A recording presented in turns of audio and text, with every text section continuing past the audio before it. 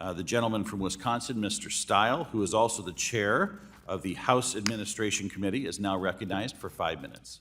Thank you very much, Mr. Chairman. Mr. Sue, after the Wall Street Journal published its reports in November, Chairman Gruenberg announced he had already hired Baker Hostetler to conduct a third-party review. Then a week later, the FDIC Board of Directors established a special review committee to oversee a third-party review.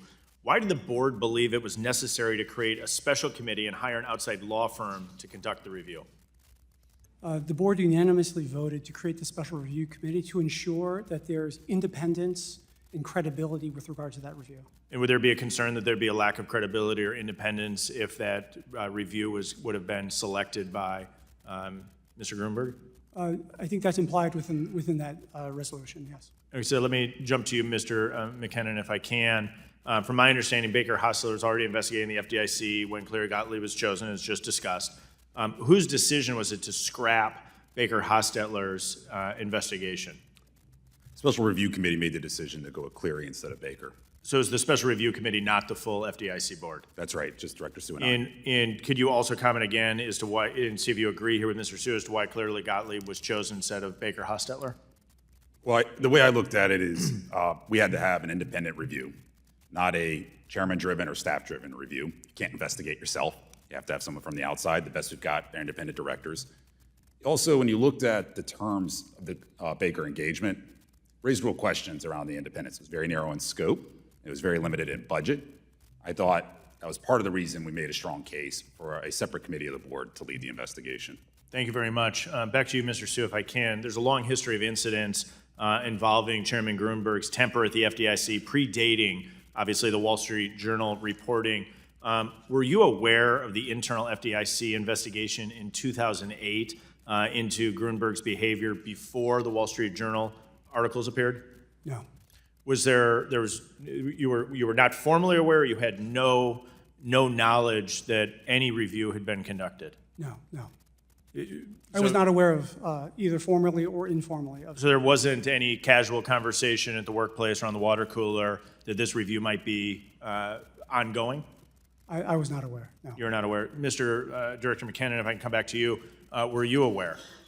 Just make sure I understand the question. Was I aware of the 2008 investigation? Prior to the Wall Street Journal article? Yeah, I had heard rumors about it. And so you had heard rumors. Did you have full evidence? Walk me through what that looked like to you. So, scratching back, how did I know and what did I know then? Was it just casual conversation amongst employees of the FDIC that this review by a supposed, what we can have the discussion as to independence of the law firm, but a law firm review of the behavior of the chairman? Was that just water cooler talk around There's a lot of FDIC? open secrets, as you know, in D.C., and this was one of those, that there had been an issue in 2008 and also an investigation.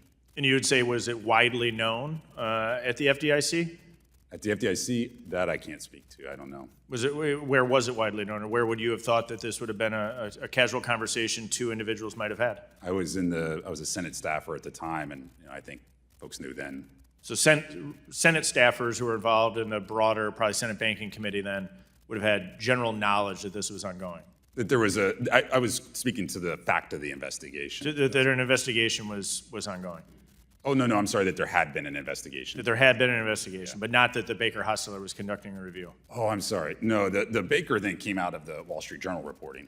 So you did not, so great, so this is good that we're diving into it. So you did not have knowledge that the Baker Hostetler review was ongoing until you read about it in the Wall Street Journal? Oh, that's right. Where did I learn? I don't remember where I learned about the Baker. I think it was actually at the hearings immediately after the Wall Street Journal reporting. But after the Wall Street Journal reporting, it was That's not right. part of a casual conversation you had with people. Right. You, and in you had fact, heard the casual conversation, there were problems at the FDIC. That was, I think, reasonably well known, and it has now been fully exposed to the level that it was.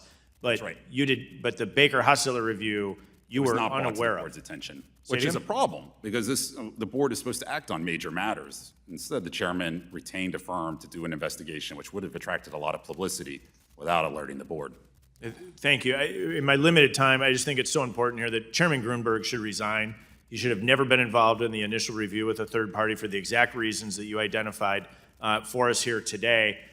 Is noted by Mr. Rose, re-quoting President Biden. He's saying he has no ifs, ands, or buts about whether or not someone engaged in this action should be terminated. He should be terminated. He engaged in the action, and to me, it's pretty clear as to what's going on.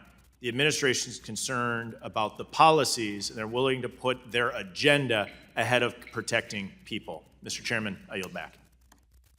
Gentleman from Wisconsin yields back. The gentleman from Pennsylvania, Mr.